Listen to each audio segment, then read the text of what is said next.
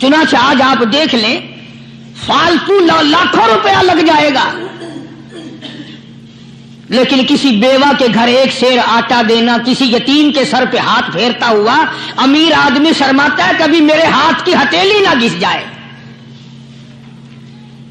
حالانکہ ارشاد فرمایا مدنی کریم صلی اللہ تعالی علیہ وسلم نے بعد وقت ایسا قبولیت کا ہوتا ہے جو آدمی یتیم کے سر پہ ہاتھ پھیر دے محبت کے ساتھ، یہ بچہ یتیم ہے، اس کا لاڈ اجڑ گیا، اس کا مان اجڑ گیا، اس کا ابا رخصت ہو گیا، اس کو گود میں بٹھا کر پوچھنے والا چلا گیا بیٹا تو کیا چیز کھاوے گا؟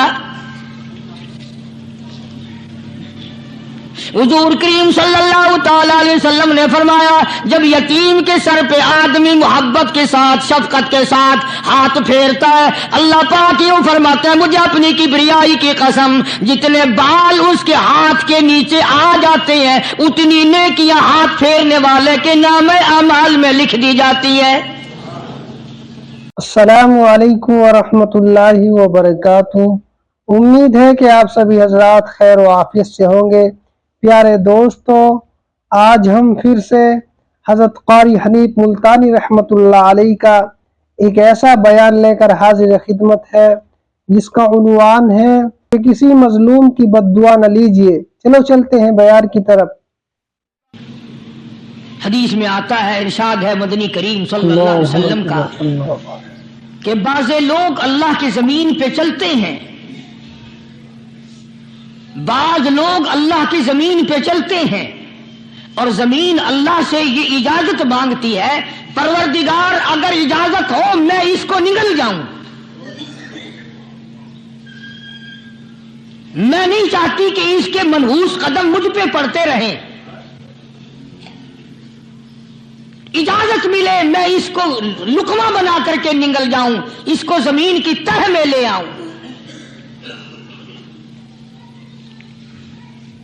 اور ایک اور ارشاد ہے حضور کریم صلی اللہ علیہ وسلم کا، یوں فرمایا کہ جب قوم کے اندر تین چیزیں ہو جائیں، جب کسی قوم میں تین عادتیں، تین خصلتیں، تین برائیاں پیدا ہو جائیں تو سرکار مدینہ صلی اللہ علیہ وسلم نے فرمایا وہ قوم پھر زمین کے اوپر بسنے کے لائق نہیں رہتی، اس قوم کو زمین کے اندر غرق ہو جانا چاہیے۔ وہ کون سی باتیں ہیں؟ ارشاد فرمایا محمد عربی صلی اللہ علیہ وسلم نے کہ پہلی بات تو ان کی یہ ہے کہ جب قوم کے امیر لوگ، غنی لوگ، مالدار لوگ بخیل ہو جائیں،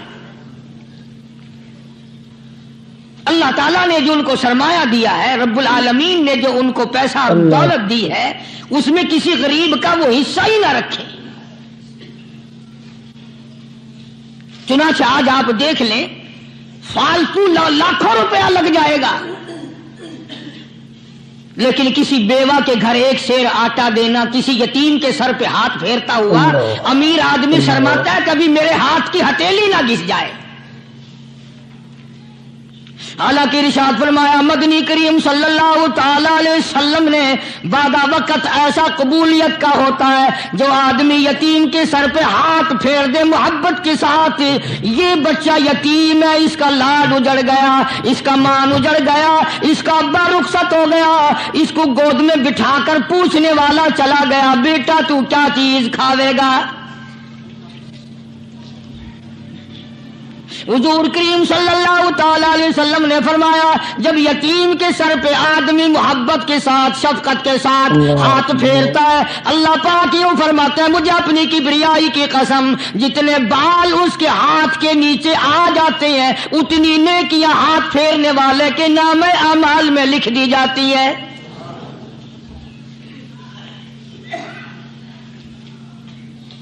مگر ہمارے یہاں دستور نہیں، غریب کو مارو اور نیچا کرو اسے۔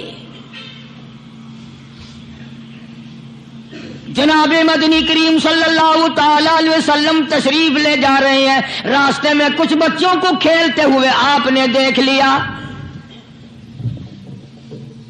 بڑے خوشی سے چھلانگے لگا رہے ہیں، بچے کھیل رہے ہیں، ایک بچہ دیوار کے ساتھ بالکل مونچھا غمزدہ پریشان کھڑا ہے۔ حضور کریم صلی اللہ تعالی علیہ وسلم کی نگاہ مبارک اس بچے پہ پڑ گئی. آپ نے قریب تشریف لا کر اس سے پوچھا، او بچے، سارے بچے کھیل رہے ہیں، تو کیوں نہیں کھیلتا؟ کہنے لگا میرا کھلانے والا دنیا سے چلا گیا، کیسے کھیلوں؟ ابا نہیں، اماں نہیں، ہر وقت پریشان رہتا ہوں، لوگوں کے دروازوں پہ چوکھٹوں پہ دھکے کھاتا ہوں.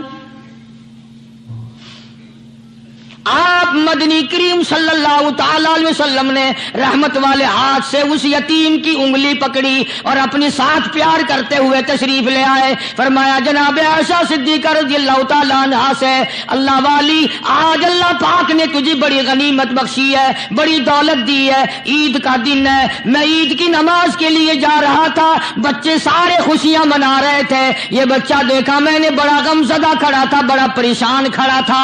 اب میں نے اس سے پوچھا آج عید کا دن ہے تو خوشی کیوں نہیں مناتا؟ بچہ نے جواب دیا میری خوشی منانے والے دونوں ہی چلے گئے.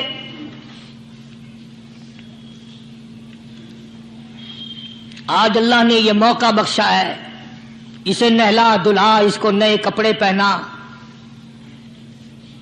معصوم بچے کے سر پہ ہاتھ پھیرتے ہوئے فرمایا بیٹا گھبرانا، یہ عائشہ صدیقہ تیری اماں ہے، میں محمد الرسول اللہ آج سے تیرا ابا بن گیا ہوں.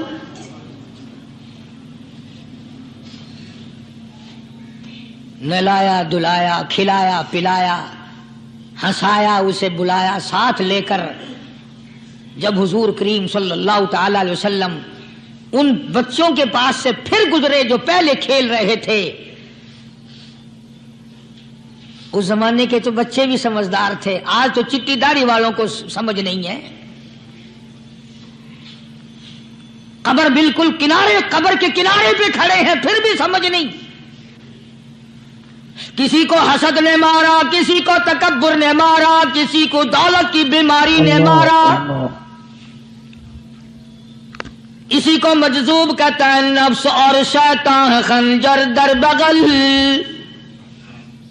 کوئی آدمی اپنے بارے میں اطمینان نہ کرے کہ میرا معاملہ ٹھیک ہو گیا، نہ جانے آخری وقت میں کیا بن جائے گی.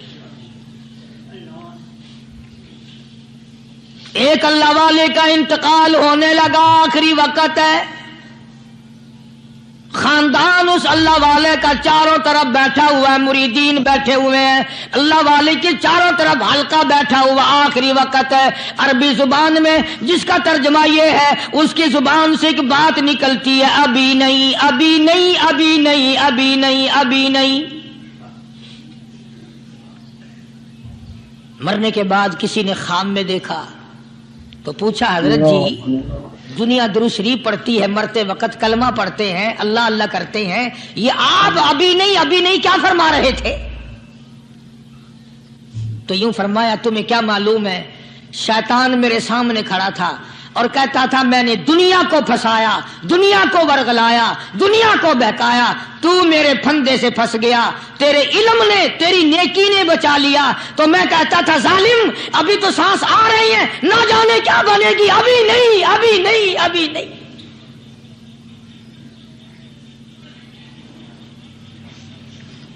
اسی کو مجذوب کہتا ہے، کیا معلوم کیا بن جائے گا، کس حال میں دم نکلے گا، رات کو کیا ہو جائے گا، دن کو کیا بن جائے گا. فرمایا نفس اور شیطان ہے خنجر در بغل، نفس اور شیطان ہے خنجر در بغل، وار ہونے کو ہے اے غافل سنبھل. آیا دشمن کا وار. 4 نمازیں پڑھی، باقی ساری دنیا کافر نظر آنے لگ جاتی ہے. میں نمازی ہوں، یہ سارے بے ایمان پھرتے ہیں. شیطان پیدا کرتا ہے یہ چیزیں. اگر اللہ نام پہ تھوڑی سی کبھی خیرات کر دی تو بہانے لوگوں کے سامنے ذکر ہو رہا ہے، اجی آج کل تو ہمارے کاروبار نہیں، ورنہ انشاءاللہ فلاں مسجد جو ہے نا یہ ہم نے بنائی تھی. بہانے بتانا. اسی لیے مجذوب کہتا ہے گھبرایا نہ کر اور اپنے آپ کو اطمینان نہ دلایا کر. کہتا نفس اور شیطان ہے خنجر در بغل، وار ہونے کو ہے اے غافل سنبھل. چلا شیطان کا خنجر، چلا شیطان کا خنجر، لگایا اس نے دو، لگایا اس نے دو۔ لوگوں کا خیال یہ ہے کہ شیطان صرف وہ، شیطان کے بہکائی میں وہ آدمی آتا ہے جو کسی کو قتل کر دے۔ لوگوں کے نزدیک صرف زنا کرنا گناہ ہے، قتل کرنا گناہ ہے، چوری کرنا گناہ ہے، ڈاکہ مارنا گناہ ہے، اور چوتھی چیز گناہ ہی کوئی نہیں۔ حضرت عثمان غنی ذی النورین رضی اللہ تعالی عنہ کی مبارک مجلس ہے، صحابہ کرام کا دور ہے، نبی کا دوہرا داماد، مجلس ہے عثمان ذی النورین کی۔ ایک آدمی مجلس میں آ کے بیٹھا، حضرت عثمان کی مجلس میں ایک آدمی آ کے بیٹھا تو حضرت عثمان فرماتے ہیں، توجہ، حضرت عثمان فرماتے ہیں، یوں نہیں فرمایا کہ تو نے ایسا کیا ہے، اسے ذلیل نہیں کیا، بلکہ یوں فرمایا لوگوں کو شرم نہیں آتی، لوگ آنکھ کا زنا کر کے میری مجلس میں آ کے بیٹھتے ہیں، لوگ آنکھ کا گناہ کر کے میری مجلس میں آ کے بیٹھتے ہیں۔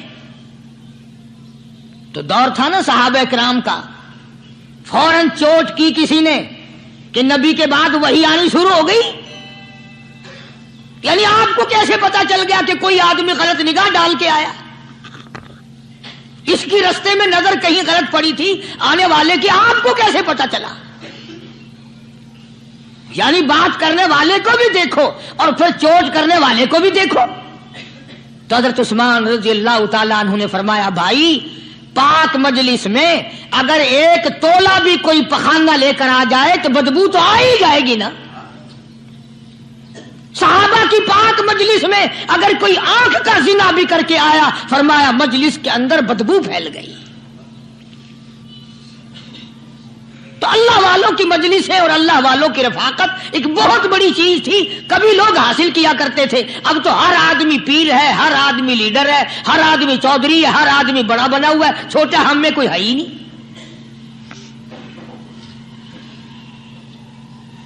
اور ان ولیوں کی بھی الگ الگ بیچاروں کی رمزیں ہوتی ہیں۔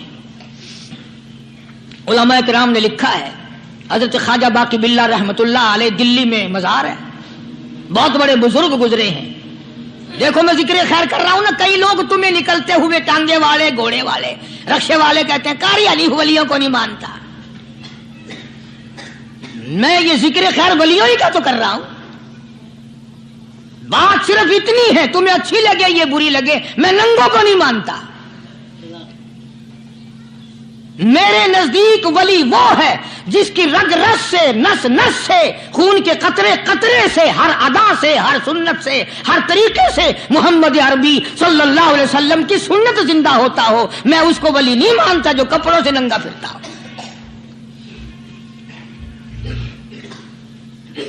خواجہ باقی باللہ رحمت اللہ علیہ کو بھٹیارے نے دیکھا، ایک تباہی تندور والا، حضرت خواجہ صاحب کو دیکھا کہ جامع مسجد دلی کے پیڑیوں پہ، سیڑھی پہ کبھی چڑھتے ہیں، کبھی اترتے ہیں، کبھی چڑھتے ہیں، کبھی اترتے ہیں، پریشانی کا عالم۔ تو تباہی تو ضرور تھا، بٹیارہ تو تھا، مگر تھا تو دلی کا۔ وہ سمجھ گیا کہ حضرت کو کوئی پریشانی ہے، پہنچا اور جا کے کہنے لگا، حضرت کیا بات ہے، آج رات کافی گزر گئی ہے، آرام فرماؤ، کبھی چڑھتے ہو کبھی اترتے ہو، پریشانی کیا پریشانی ہے؟ فرمایا 4 مہمان ہیں، کھانا کھلانا ہے، میرے پلے کچھ نہیں۔ اندازہ لگاؤ، ابھی ابھی ولی یہ کہہ رہا کہ میرے پلے دھیلا دمڑی کچھ نہیں، 4 مہمان ہیں، شرمندہ ہوں ان کو کھانا کھلانے کے لیے۔ تو وہ کہنے لگا، حضرت یہ کون سی فکر کی بات ہے، میں بھی لاتا ہوں۔ وہ کھانا لایا اور حضرت کے مہمانوں کو کھانا کھلایا، کھانا کھا لیا، فارغ ہو گئے۔ دیکھو ولی کی بات، ابھی تو کہتا تھا کہ روٹی نہیں ہے، اور ابھی ابھی وہی ولی کہتا ہے بٹیارے کا ہاتھ پکڑ کے، مانگ کیا مانگتا ہے، مانگ کیا مانگتا ہے۔ اب تیرے جیسا اگر وہاں ہوتا تو کہتا کہ جی کوئی گورنری شرمنری دلاؤ، اسمبلی کی ممبری دلاؤ کوئی تھوڑے علاقے کا ڈھیر سیاح ہوئے تو آخیا کہ جی میں کو بئی پر نہ دیو پہلی پرانی تھی گئی ہے ہوں میں کو کوئی نوی لاوی چا پر نہ ہو یہ شے منگنی ہے اور کیا منگیا خواجہ باقی باللہ رحمت اللہ علیہ بٹیارے کا ہاتھ پکڑے کھڑے ہیں فرمانے لگے مانگ کیا مانگتا ہے وہ تباخی بھی دلی کا تھا نا کہنے لگا حضرت بس اللہ کا دیا سب کچھ ہے بس آپ رہنے دیں فرمایا نہیں نہیں مانگ کیا مانگتا ہے اس نے کہا حضرت پھر اگر دینے پہ ہی آئے ہو نا اور اگر اتنا ہی دریائے کرم جوش میں ہے اور آپ دینے کا جذبہ لیے ہوئے ہیں پھر مجھے اپنے جیسا بنا دو